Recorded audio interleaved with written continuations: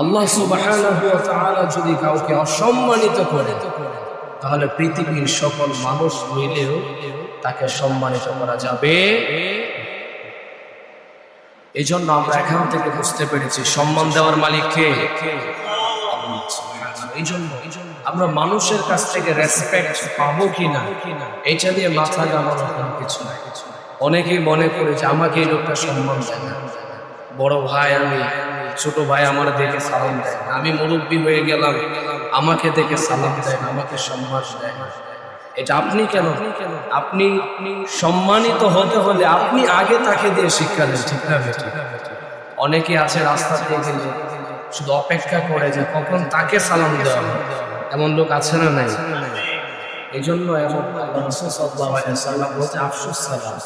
সালাম সবাইকে দিতে হবে, ছোট বড় প্রত্যেকে দিতে হবে। আপনি যখন